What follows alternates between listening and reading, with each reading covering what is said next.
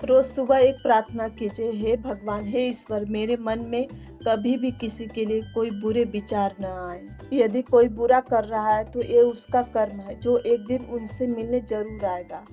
मैं क्यों किसी का बुरा करके अपने कर्म और वक्त दोनों बर्बाद करूं, इसलिए सही पॉजिटिव सोचिए। Hello, good morning everyone, welcome back my channel Reema aspirant life में।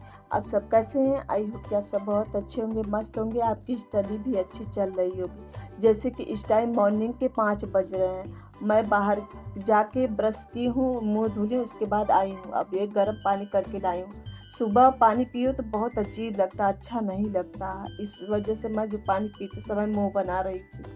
अब मैं जा रही हूँ अपना फर्स्ट स्लॉट स्टार्ट करने। फर्स्ट स्लॉट में मैं जीके जीएस पढ़ूंगी। जैसे कि मैं एलटी ग्रेड के लिए जीके जीएस पढ़ती और न्यू टीजीटी पीजीटी के लिए।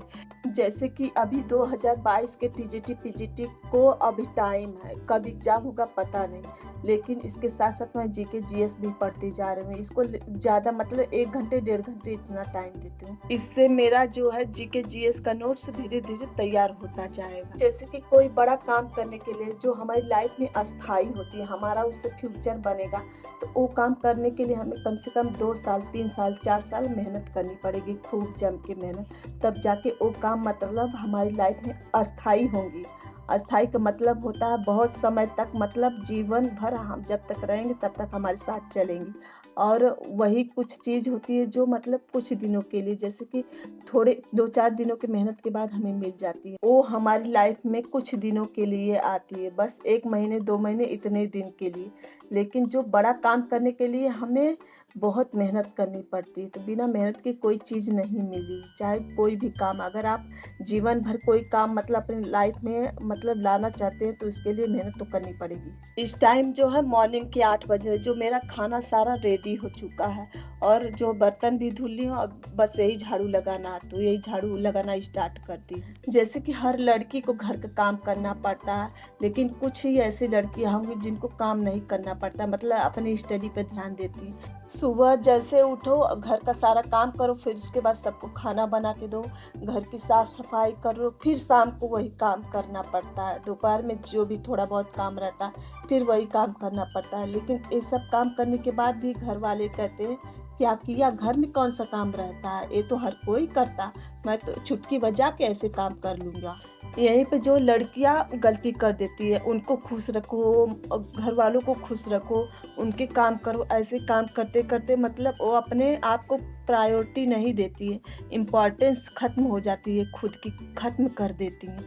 लेकिन हमें सबसे ज़्यादा अपने फ्यूचर पर ध्यान देना है, इन कामों को फर्स्ट प्रायोरिटी में नहीं रखना है। मेरे हिसाब से बस एक कहने की बातें होती हैं कि अपने फ्यूचर को फर्स्ट प्रायोरिटी में रखो।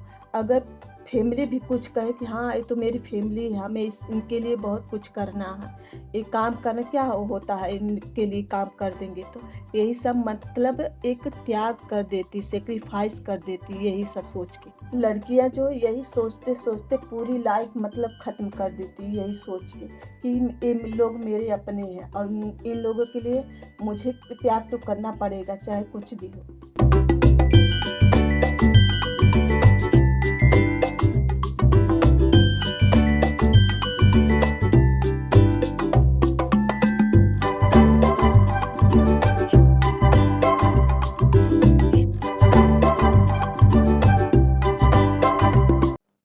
हेलो एवरीवन, इस टाइम जो है दोपहर के 12 बज रहे हैं।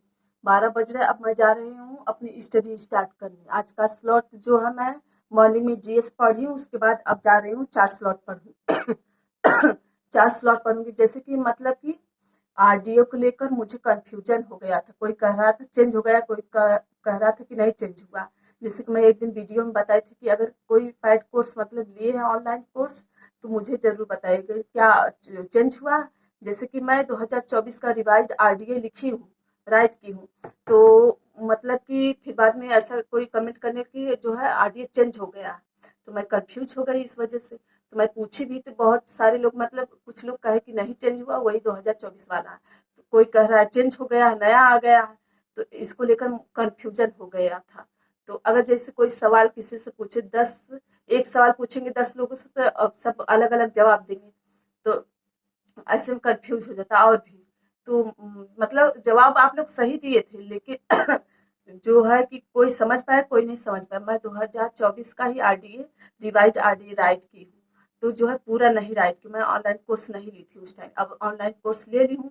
तो इस ज़्यादातर मैं आरडीए की वजह से ऑनलाइन क्लास ली हूँ। आरडीए जो चेंज हो गया है, अगर नहीं कर पाऊंगी तो हो सकता है आरडीए में एक दो क्वेश्चन मेरा छूट जाए। तो इस वजह से आरडीए जब देखी कल, मतलब कि उसके बाद देखी जब आरडीए के बारे में पूरे अच्छी तरह से, तब देखी कि वही सब आरडीए है। ये और जो लोग मतलब नहीं ऑनलाइन क्लास ली हैं आरडीए, मैं उन सबको जो है एक दो जो है चीज़ें उसमें छूट गई है, मतलब उसमें जहाँ से मैं लिखी वहाँ नहीं दी थी, तो उसको मैं राइट कर लूंगी तो कम्युनिटी पोस्ट में आप लोगों को मतलब कि भेज दूंगी। कम्युनिटी पोस्ट में आप लोग राइट कर लीजिएगा।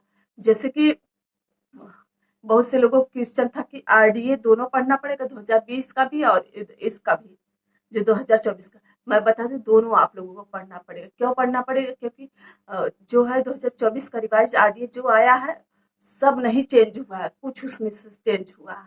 तो इस वजह से मतलब अगर 2020 का उसमें से पूछ दिया कि बताइए कि 2020 में इतना आरडीए इसका था, मतलब 2024 में इतना है।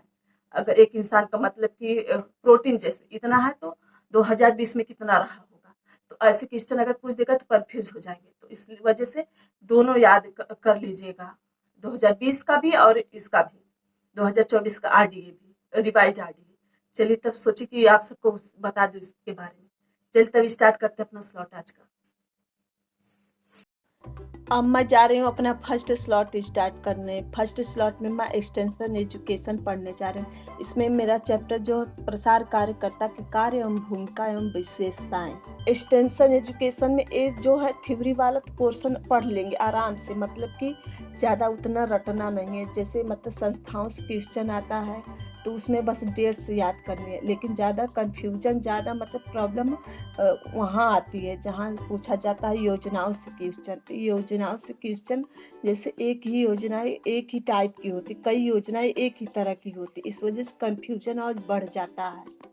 इस टाइम दोपहर के 2 बज रहे हैं और सेकंड स्लॉट कंप्लीट करने के बाद मैं रेस्ट ली थी कुछ टाइम का। फिर उसके बाद आ गई हूँ अपना जो है थर्ड स्लॉट स्टार्ट करने। थर्ड स्लॉट में मैं टेक्सटाइल पढ़ूंगी। इसमें मेरा चैप्टर जो है वस्त्र निर्माण है। इस चैप्टर में मतलब वस्त्र कितने प्रकार से तैयार किया जाता है। इसमें वस्त्र निर्माण 3 प्रकार से होता है। एक हो गया घोल के द्वारा, एक हो गया वस्त्र रेशों के द्वारा, एक हो गया धागों के द्वारा तैयार किया जाता है वस्त्र। रेशों के द्वारा वस्त्र तैयार करने में आपने ऊन वाले चैप्टर में नमदा के बारे में जरूर सुना होगा। जैसे मतलब रेशे होते हैं उनको चिपकाया जाता है तो उसको नमदा बोला था। इस तरह से रेशों के द्वारा मतलब वस्त्र बनाए जाते हैं। और वहीं धागों के द्वारा वस्त्र निर्माण में उसमें कपड़े को नीटिंग किया जाता है, वेविंग किया जाता है, प्लेटिंग किया जाएगा, ब्रेडिंग किया जाएगा।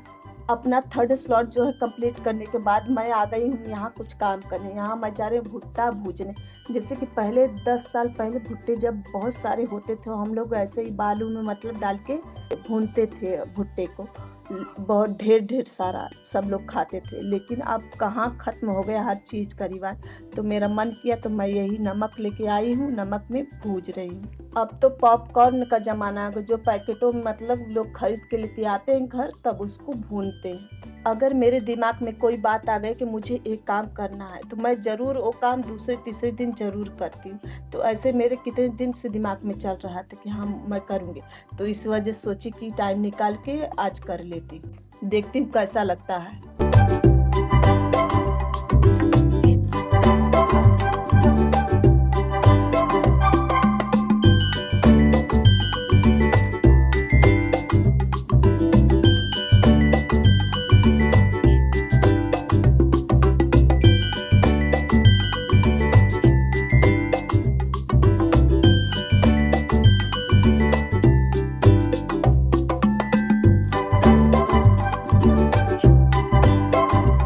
ज़्यादा नहीं भुनी हूँ, बस थोड़ा सा भुनी हूँ, 3 बार भुनी हूँ, उसके बाद बंद कर दी। क्योंकि कौन खाएगा, बस एक बार देखने के लिए मतलब कैसा लगता है खाने में।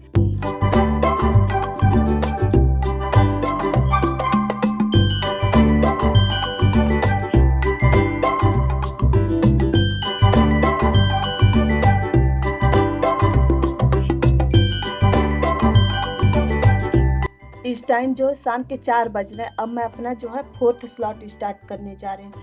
4th स्लॉट में मैं सीडी पढ़ूँगी। सीडी में मेरा चैप्टर जो है शैशवा अवस्था के बारे में मैं इस टाइम पढ़ रही हूँ। जैसे कि शैशवा अवस्था को 2 भागों में विभाजित किया गया है। एक हो गया पार्ट्यूनेंट और एक हो गया नियोनेंट। जैसे कि पार्ट्यूनेंट के बारे में उसमें एग्ज़ाम में पूछा था 2021 वाले एग्ज़ाम में। पार्ट्यूनेंट अवस्था जो होती है जन्म से 15 से या 30 मिनट का समय होता है, लेकिन जो नियोनेट अवस्था होती है जन्म से 30 दिन का समय होता है इसमें। नियोनेट का तात्पर्य होता है नवजात शिशु। और जैसे कि मैं शैशवा अवस्था के बारे में पढ़ रही तो इसमें अलग अलग जो है वैज्ञानिक जो थे उन लोगों ने अलग अलग मतलब भागों में बांटा है। जैसे कोई 3 भागों में बांटा है, कोई 2 भागों में बांटा है। जो मैं ए वाला सीडी पढ़ रही हूँ ज़्यादातर यही एग्जाम में पूछा जाता है।